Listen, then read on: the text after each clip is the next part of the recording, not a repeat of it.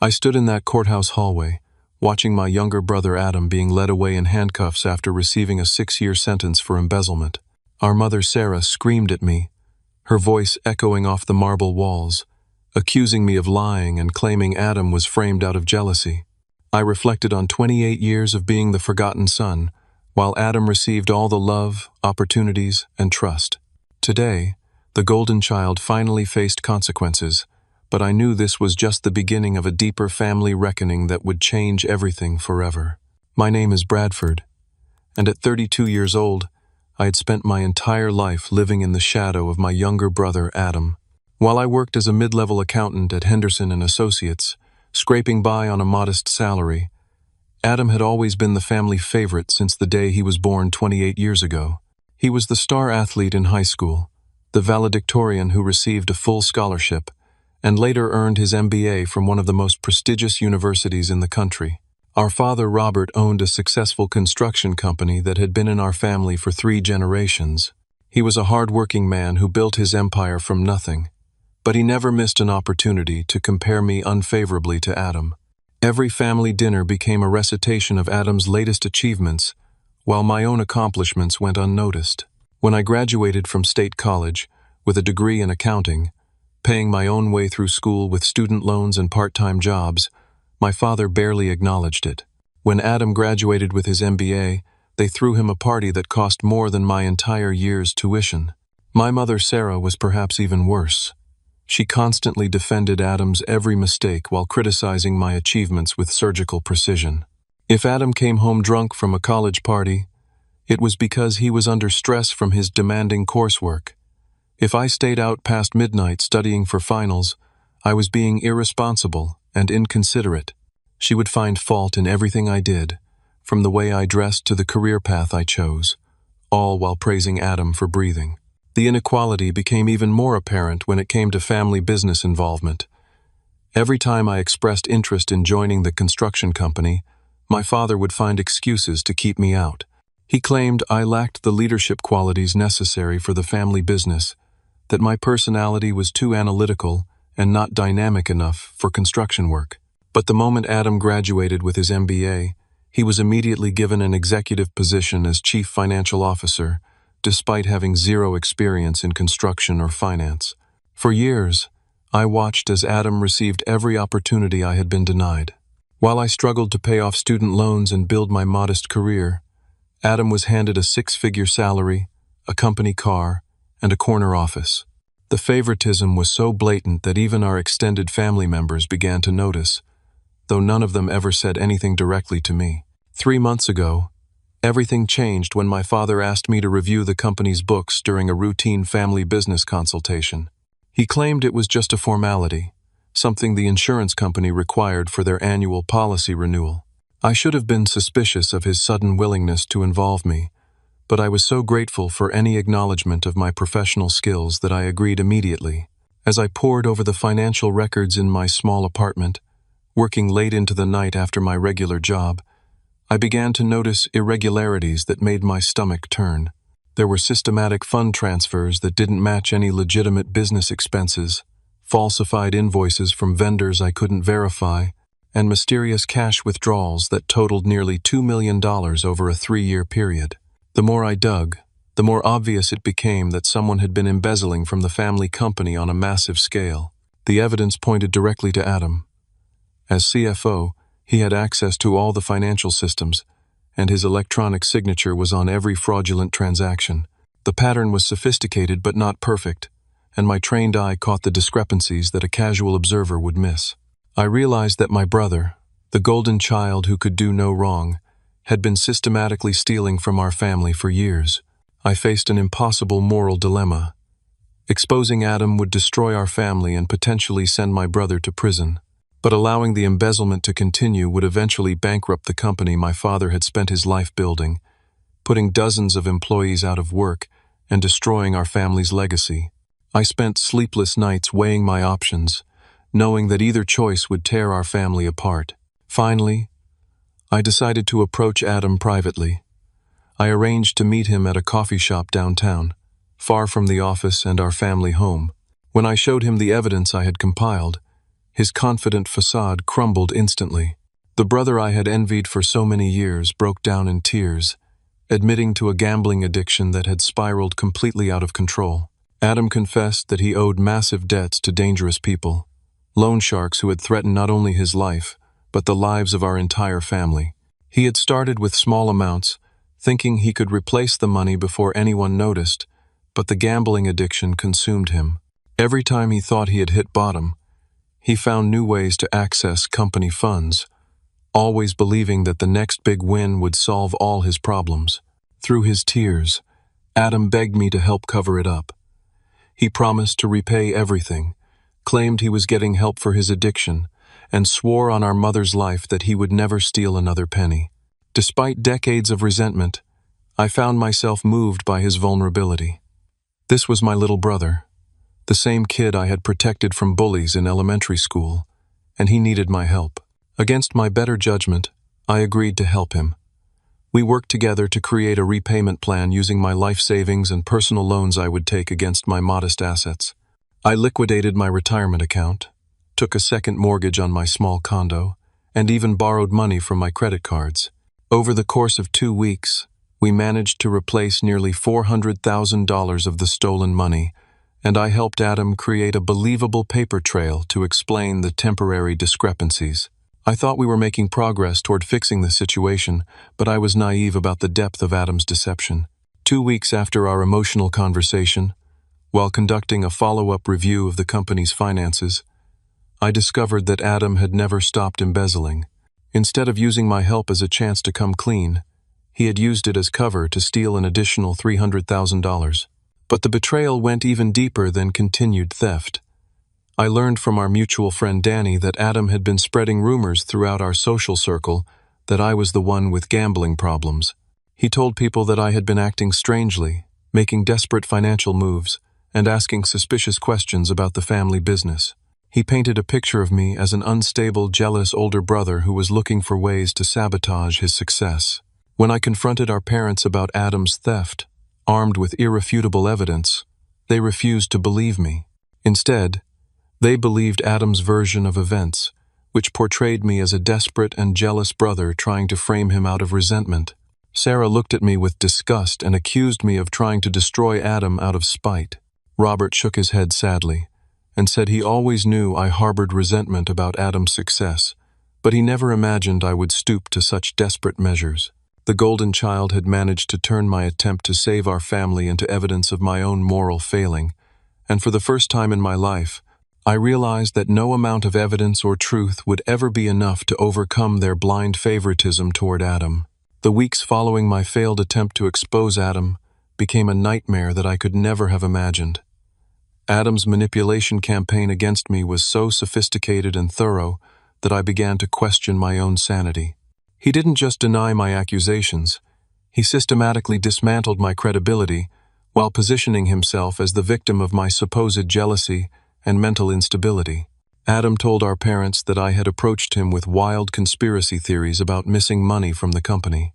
He claimed that when he tried to reason with me, I became violent and threatening, demanding that he help me cover up financial irregularities that I had created.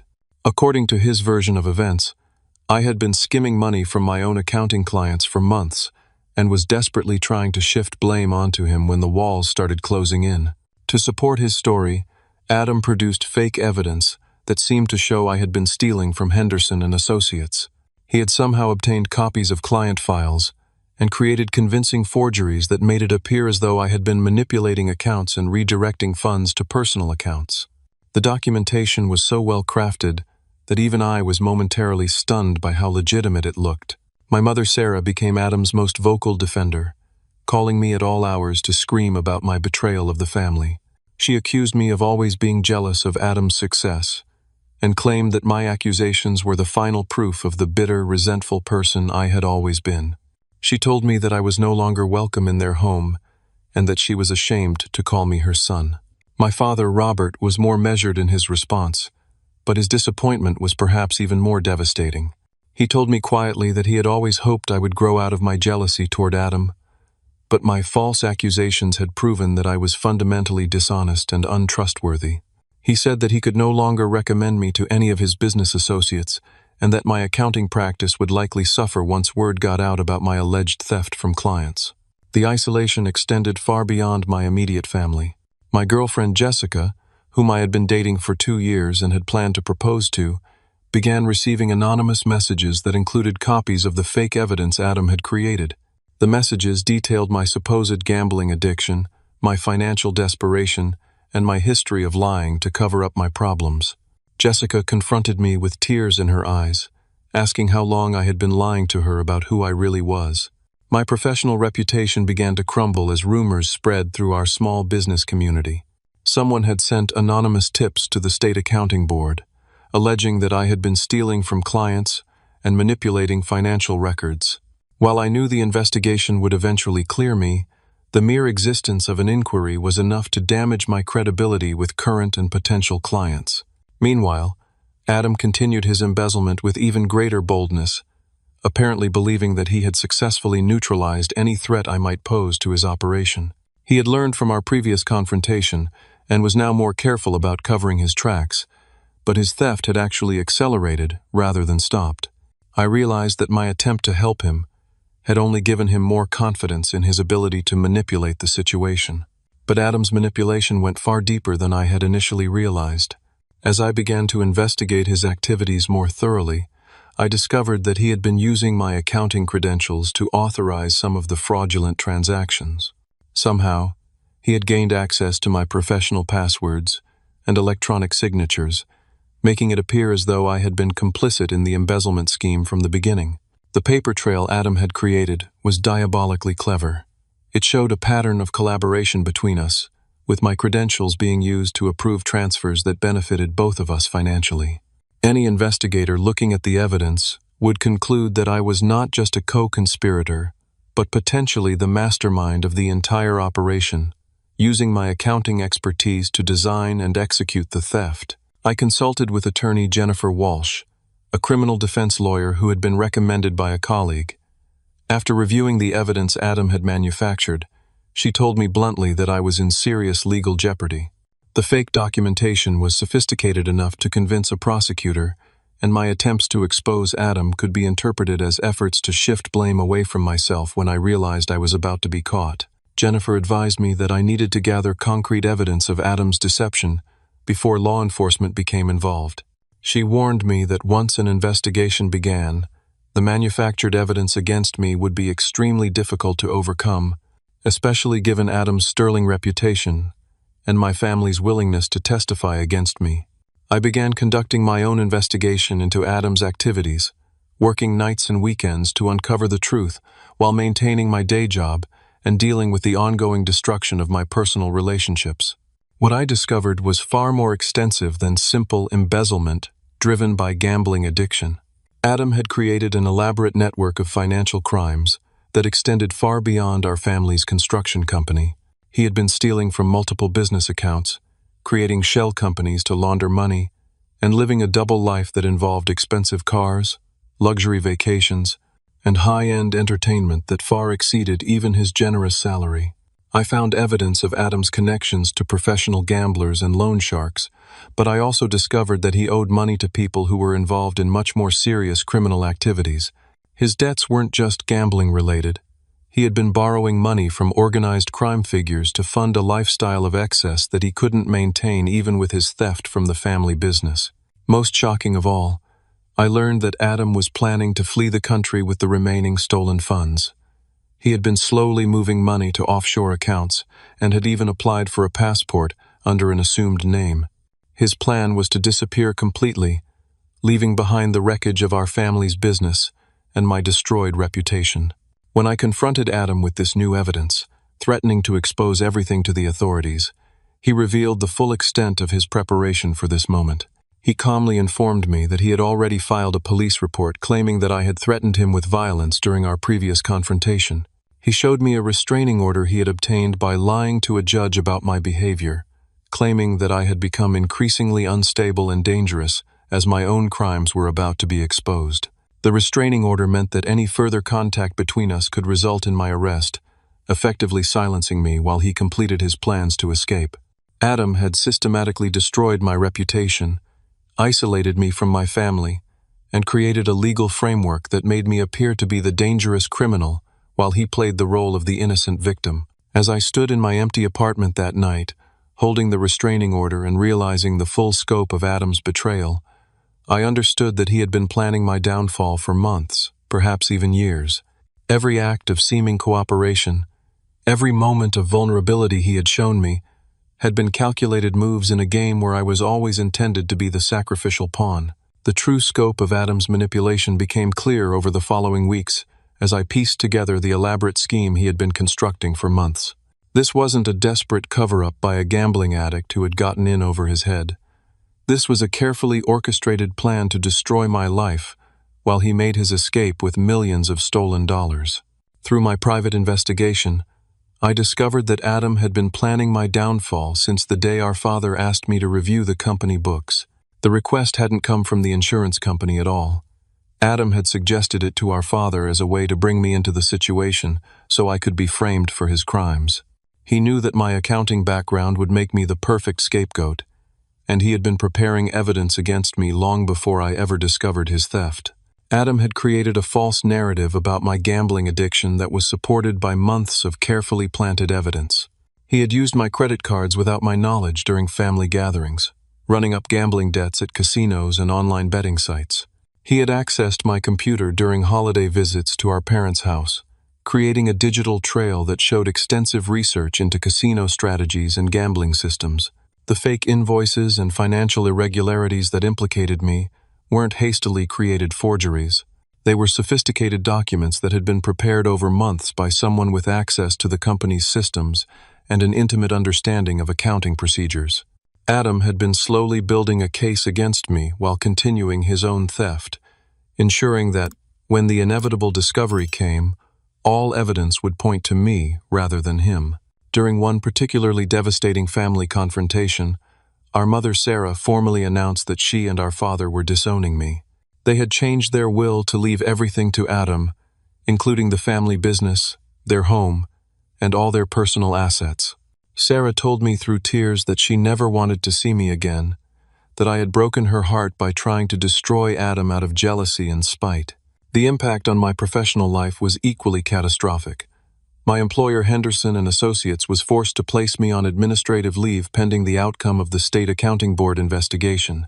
Word of the allegations spread quickly through our professional community, and several of my long-term clients canceled their contracts rather than risk association with someone suspected of financial crimes. Jessica finally ended our relationship during a tearful confrontation in which she presented me with a manila envelope containing copies of all the evidence Adam had manufactured against me. She told me that she had wanted to believe in my innocence, but the documentation was too extensive and convincing to ignore. She said she felt like she had been living with a stranger and couldn't trust anything I had ever told her. The isolation was complete and devastating. My few remaining friends distanced themselves as rumors spread throughout our community. People I had known for years crossed the street to avoid speaking to me.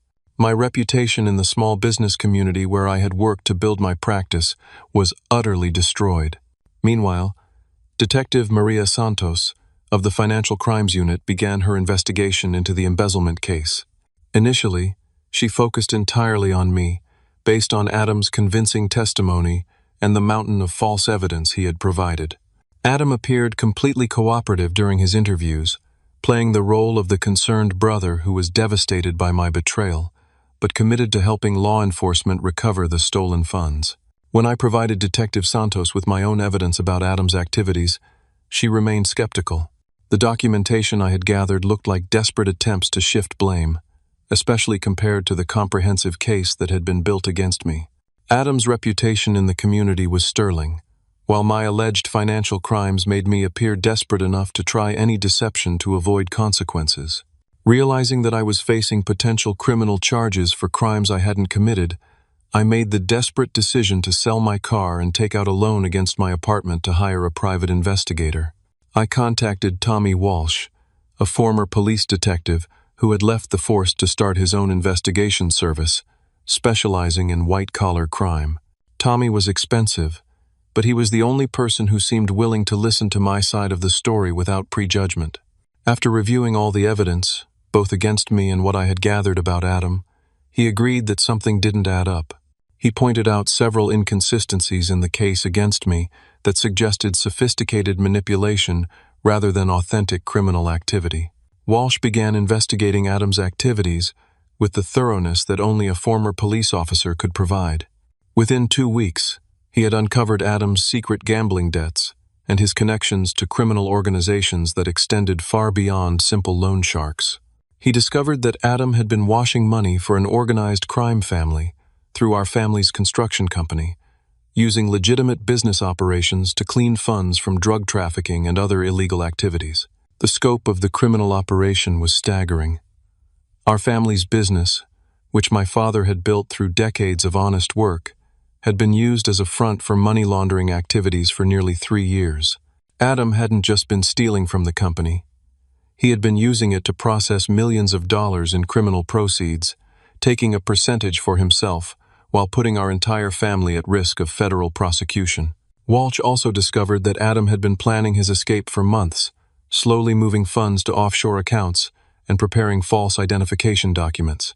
He had been using his position as CFO to establish financial relationships with banks in countries that didn't have extradition treaties with the United States, creating a safe haven where he could disappear with the stolen money. Most disturbing of all, Walsh found evidence that Adam had been researching ways to ensure that I would be prosecuted for his crimes even after he disappeared. He had been consulting with lawyers about how to structure evidence to guarantee conviction, and he had even researched case law about family members being prosecuted for financial crimes. As we prepared to present our findings to Detective Santos, hoping to clear my name and expose Adam's extensive criminal network, Adam discovered our investigation. Someone had been feeding him information about our activities, possibly someone within the police department or the prosecutor's office who had been corrupted by the same criminal organization that Adam was working with. Adam accelerated his escape plan and moved to neutralize the threat I posed to his operation. I returned home from meeting with Walsh to find Adam waiting in my apartment with 2 armed men I didn't recognize. The golden child I had grown up with was gone, replaced by someone cold and desperate who was willing to threaten murder to protect his criminal enterprise. Adam calmly informed me that he knew about my investigation and demanded that I turn over all evidence that Walsh and I had gathered. He gave me a detailed description of everything we had discovered, proving that he had been monitoring our activities for weeks. The 2 men with him made it clear that they were prepared to kill me if I didn't cooperate with destroying the evidence and confessing to the embezzlement. For the first time in my life, I was truly afraid of my younger brother. The charming, successful man our family had always adored revealed himself to be someone capable of violence and murder. He told me I had 24 hours to destroy all evidence of his crimes and to sign a confession taking full responsibility for the embezzlement, or I would simply disappear like others who had threatened his operation. The 24-hour deadline Adam had given me felt like a countdown to my execution. As I sat in my apartment that night, staring at the business card Detective Santos had given me weeks earlier, I realized that I had only one chance to survive this nightmare and expose the truth about my brother's criminal empire. I called Detective Santos at 6 in the morning, waking her up to confess everything about the threats against my life and Adam's involvement with organized crime. Initially, she was skeptical, thinking this might be another desperate attempt to shift blame away from myself. But when I offered to wear a wire and meet with Adam to record his confession, she agreed to listen. Within hours, Detective Santos had coordinated with FBI agents who specialized in organized crime cases. Agent Michael Rodriguez explained that they had been investigating money laundering operations in our area for months and were eager to gather evidence about the criminal network that had been using legitimate businesses to clean illegal funds. Tommy Walsh worked with the federal agents to set up an elaborate surveillance operation. They equipped me with sophisticated recording equipment and positioned surveillance teams around the meeting location Adam had chosen. The plan was to record Adam's confession about the embezzlement and his threats against my life, while also gathering evidence about the larger criminal organization he was working with. But before the sting operation could take place, the FBI received intelligence that sent everyone into a panic. Based on wiretaps of known criminal associates, they learned that Adam was planning something much more drastic than simply threatening me. He was going to eliminate all potential witnesses to his crimes, starting with our parents. The same morning I was supposed to meet with Adam wearing the wire, FBI agents raided our family's construction company based on evidence Walsh and I had provided about the money laundering operation. They arrived with search warrants and forensic accountants, who immediately began documenting the extensive financial crimes that had been conducted through the business. My parents, Sarah and Robert, were arrested at the construction site and charged as potential accomplices to the money laundering scheme. The FBI agents explained that while they suspected my parents were unknowing victims of Adam's manipulation, they had to be detained until the full scope of their involvement could be determined. The media coverage was immediate and devastating, with news crews broadcasting footage of my parents being led away in handcuffs. Adam's reaction to the raid was swift and terrifying. Rather than fleeing immediately as I had expected, he became increasingly desperate and violent.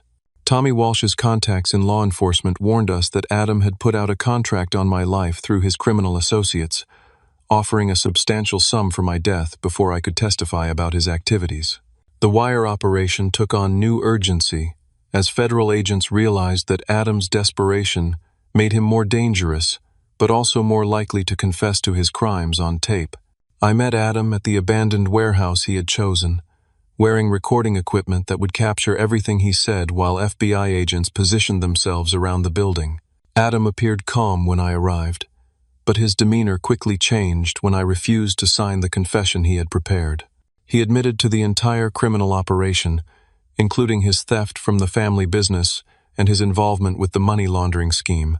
He revealed that he had never cared about our family and had always planned to disappear with stolen millions once he had accumulated enough money to live comfortably overseas.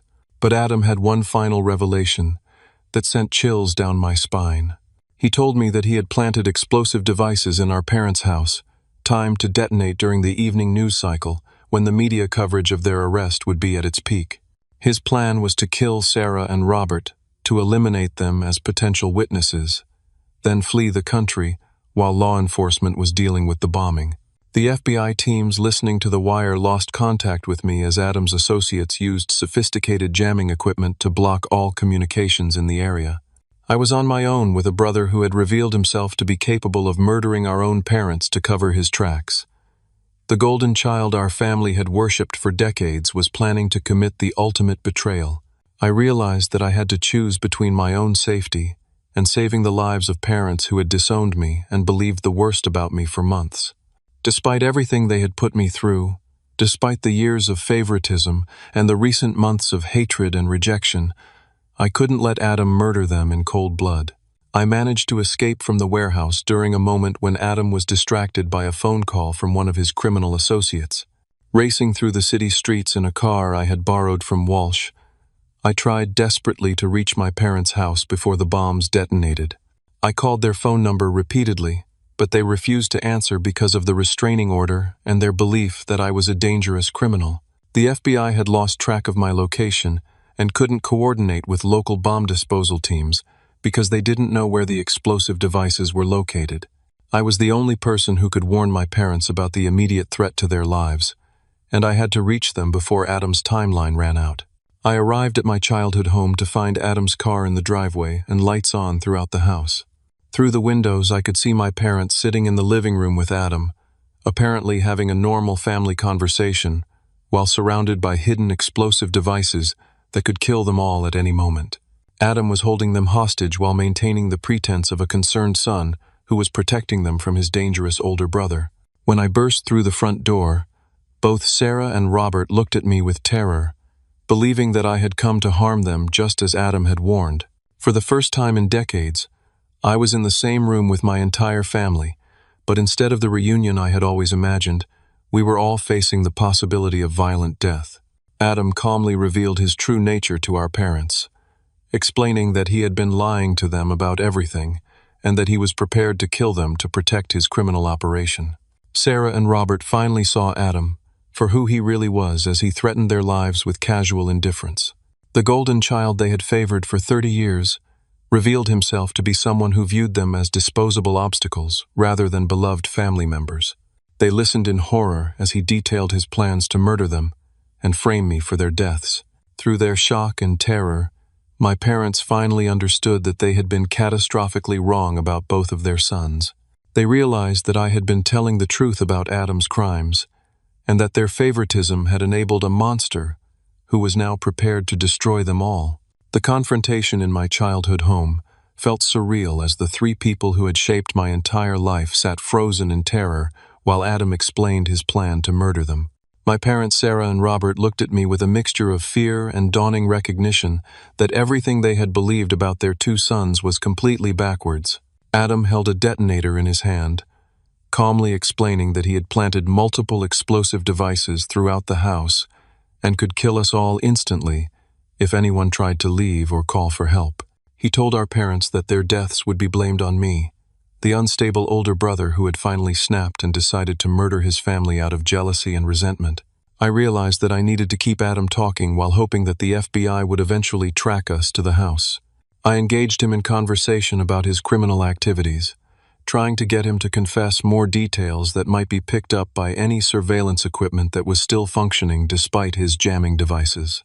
Adam seemed to enjoy revealing the full scope of his deception to our parents, describing in detail how he had manipulated them for years while stealing millions of dollars from the family business. He explained how he had systematically destroyed my reputation while positioning himself as the innocent victim of my jealousy and mental instability. Sarah began crying as she realized how thoroughly she had been deceived by the son she had always favored. She apologized to me through her tears, acknowledging that she had been blind to Adam's true nature and had treated me unfairly for decades. Robert sat in stunned silence, his face showing the devastation of a man who realized his life's work had been used for criminal purposes. Despite the immediate danger we all faced, I found myself forgiving my parents for their years of favoritism and their recent rejection of me. I understood that they had been manipulated by someone who was expert at deception, and their recognition of their mistakes was more meaningful than any apology I had ever imagined receiving. As we talked, I gradually moved closer to Adam, looking for an opportunity to overpower him and prevent him from detonating the explosives. But Adam was aware of my intentions and kept the detonator positioned so that any sudden movement would trigger the devices. He seemed to be enjoying the psychological torture of forcing us to confront our family dynamics while facing imminent death. The FBI bomb squad finally arrived after receiving intelligence about Adam's threat from their wiretaps of his criminal associates. Agent Rodriguez coordinated the tactical response, while bomb disposal experts worked to locate and defuse the explosive devices that Adam had hidden throughout the house. I could hear movement outside the house as law enforcement teams positioned themselves around the building, but Adam had anticipated this response and had positioned the bombs to prevent any rescue attempt. He told us that the devices were designed to detonate if anyone entered the house without his specific instructions. Realizing that we were running out of time, I made the desperate decision to physically attack Adam during a moment when he was distracted by sounds outside the house. We struggled for control of the detonator while my parents scrambled for safety, and I managed to knock the device from his hands before FBI agents stormed the house. The tactical team arrested Adam, while bomb disposal experts immediately began defusing the explosive devices he had planted throughout the house. There were 6 separate bombs hidden in walls and furniture, each powerful enough to completely destroy the house and kill anyone inside. The sophistication of the explosive devices revealed the extent of Adam's connections to professional criminals. As paramedics treated the minor injuries I had sustained during the struggle with Adam, I watched FBI agents arrest several of his criminal associates who had been monitoring the situation from nearby locations. The coordinated raids across the city resulted in the arrest of dozens of people involved in the money laundering operation that had used our family business as a front. But Adam had one final act of revenge that none of us had anticipated. While being processed for arrest, he revealed that he had been recording everything that had happened in the house and had arranged for a confession video to be automatically uploaded to social media platforms regardless of what happened to him. The video cleared my name completely, showing Adam admitting to all of his crimes while threatening to murder our parents. But it also implicated several community leaders and business owners who had unknowingly become involved in the money laundering scheme through legitimate business relationships with our family company. Detective Santos explained to me that Adam's final act was designed to destroy as many reputations as possible, ensuring that even his arrest would cause maximum damage to everyone around him. He had spent months planning not just his escape, but the complete destruction of our community's business and political leadership. The scope of the criminal network Adam had been involved with was revealed over the following days as FBI agents processed evidence from the raids. Our family's construction company had been used to launder over $20 million in criminal proceeds over a 3-year period, making it one of the largest money laundering operations ever discovered in our state. My parents were released from custody after investigators determined that they had been unwitting victims of Adam's manipulation rather than willing participants in his crimes.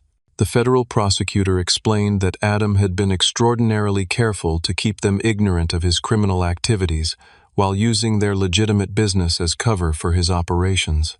The media attention was intense but ultimately vindicated my attempts to expose Adam's crimes. News reports detailed the sophisticated frame job he had constructed against me and the extensive criminal network he had been operating through our family business. The community that had rejected me began to understand that I had been the victim rather than the perpetrator. Adam was charged with embezzlement, money laundering, attempted murder, terrorism, and conspiracy charges that would likely result in a sentence of several decades in federal prison. His criminal associates faced similar charges, and the entire money laundering network was dismantled through coordinated law enforcement action. As I stood outside the courthouse, after Adam's arraignment, watching him being led away in federal custody, I realized that the brother I had grown up with had never really existed. The golden child our family had adored was a carefully constructed facade, hiding someone capable of the most extreme betrayal and violence. The legal proceedings that followed Adam's arrest were swift and decisive. Federal prosecutors had overwhelming evidence of his crimes, including the recordings from our confrontation and extensive financial documentation of his criminal activities. Adam's defense attorney advised him to accept a plea bargain rather than face trial on charges that could result in life imprisonment. Adam was ultimately sentenced to 15 years in federal prison for embezzlement, money laundering, attempted murder, and terrorism charges. The judge described his crimes as a profound betrayal of family trust and noted that his willingness to murder his own parents revealed a complete absence of moral character. Several of his criminal associates received similar sentences, effectively dismantling the entire money laundering network. The complete clearing of my name brought both relief and a strange sense of emptiness. For months, I had been fighting to prove my innocence and expose the truth about Adam's crimes. Now that justice had been served, I had to figure out how to rebuild a life that had been completely destroyed by his betrayal and manipulation. My parents, Sarah and Robert, underwent intensive family therapy with me to address the decades of favoritism that had enabled Adam's manipulation and damaged our relationships. The sessions were painful but necessary, forcing us to confront uncomfortable truths about our family dynamics and the ways we had all contributed to the dysfunction. Sarah acknowledged that her favoritism toward Adam had been extreme and unfair, admitting that she had consistently dismissed my achievements while making excuses for Adam's failures. She recognized that her unconditional support had actually harmed Adam by preventing him from developing genuine character and accountability for his actions. Robert struggled more with accepting his role in the family problems, but eventually acknowledged that his constant comparisons between his sons had created an unhealthy competitive dynamic. He realized that his rejection of my interest in the family business had been based on prejudice rather than any legitimate assessment of my abilities. The therapy process took nearly a year, but gradually we began to develop healthier relationships based on mutual respect rather than favoritism and resentment. My parents made genuine efforts to understand my perspective and to treat me as an equal rather than the disappointing older son they had always seen me as. With my name completely cleared and my professional reputation restored, I received job offers from several prestigious accounting firms who were impressed by my integrity during the investigation. I ultimately accepted a position as a forensic accountant, specializing in family business fraud, using my painful experience to help other families identify and prevent similar crimes. My work in forensic accounting proved both financially rewarding and emotionally satisfying.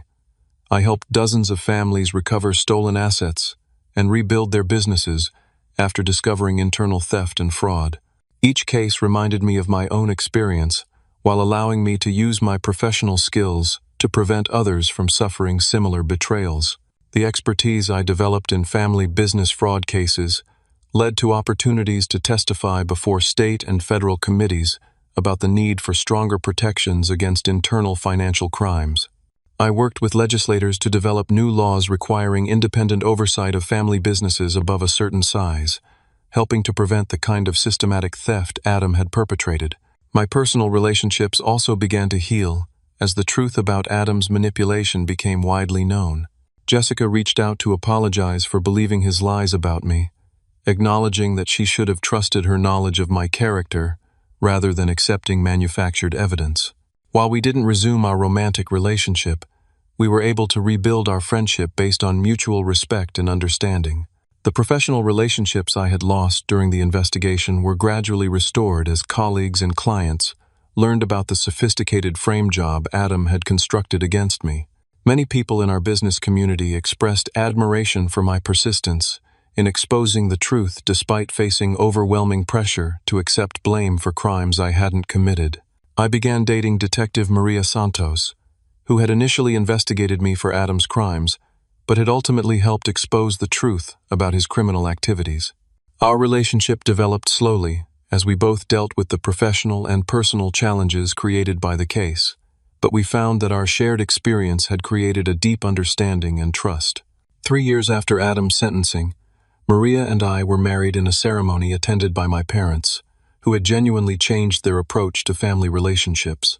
The wedding was a celebration of new beginnings and healthy family dynamics, representing the possibility of healing even after profound betrayal and manipulation.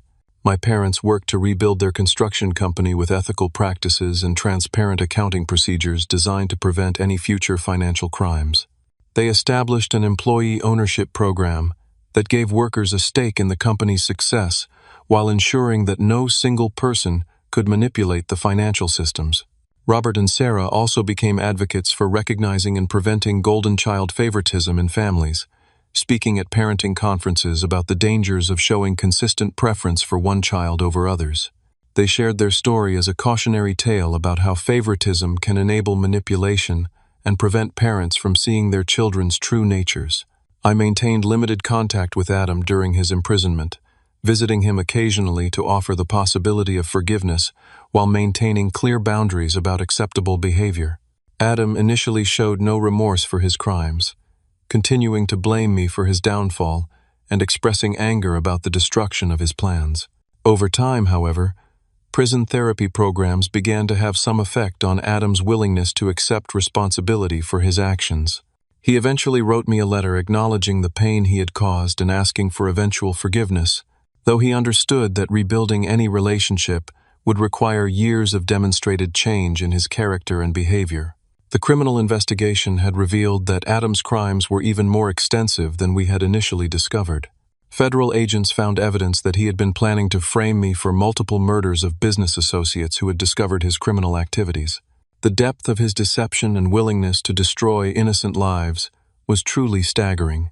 I used my experience to write a book about family financial fraud that became a bestseller and helped thousands of families recognize warning signs of internal theft and manipulation. The book detailed not just the financial aspects of family business crimes, but the psychological manipulation tactics that enabled them to continue undetected. My forensic accounting practice grew to include training law enforcement officers about recognizing and investigating family business fraud. I developed educational programs that helped police and prosecutors understand the unique challenges of cases where family members are both victims and potential accomplices to financial crimes. The nonprofit organization I helped establish provided support and resources for families affected by internal financial crimes. We offered counseling services, legal assistance, and financial planning help for families trying to rebuild after discovering that trusted family members had betrayed them through theft and fraud. 5 years have passed since Adam was sentenced to federal prison, and my life today bears no resemblance to the nightmare I endured during those dark months, when my family believed I was a criminal and my reputation was destroyed by carefully constructed lies. The journey from that courthouse hallway where I watched my brother being led away in handcuffs to the life I have built today represents a transformation I could never have imagined. Maria and I now have two beautiful children, Emma and James, who are growing up in a home where honesty and fairness are fundamental values. We are determined to raise them without the favoritism and manipulation that poisoned my childhood, ensuring that both children know they are equally loved and valued for their individual qualities, rather than compared against each other. My parents, Sarah and Robert, have become devoted grandparents who treat Emma and James with equal affection and attention. The transformation in their parenting approach has been remarkable to witness. They speak openly with our children about the mistakes they made with Adam and me, using their experience as a teaching tool about the importance of treating all family members fairly. The construction company that my father built has not only recovered from the scandal, but has thrived under new ethical management practices. Robert implemented transparent accounting systems and employee oversight procedures that prevent any single person from manipulating the company's finances. The business has become a model for family companies seeking to prevent internal fraud. My forensic accounting practice has expanded to include offices in 3 states, with a team of specialists who help families recover from financial betrayal and rebuild their businesses. We have recovered over $50 million in stolen assets for our clients, and our work has led to the prosecution of dozens of family members who betrayed their relatives' trust through theft and fraud. The educational programs I developed are now taught in business schools and law enforcement academies across the country. These courses help future accountants, lawyers, and police officers understand the unique psychological and financial dynamics of family business crimes, improving their ability to investigate and prosecute these complex cases.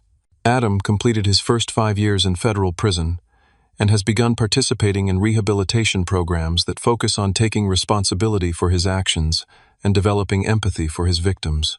His letters to me have shown gradual progress toward understanding the devastating impact of his crimes on our family and community. While I have chosen to maintain limited contact with Adam and offer him the possibility of eventual forgiveness, I have also been clear about the boundaries necessary to protect my own family. Any future relationship will depend on his demonstrated commitment to changing his character and making amends for the harm he caused. The book I wrote about our family's experience became a bestseller and has been translated into 12 languages, helping families around the world recognize and prevent similar betrayals.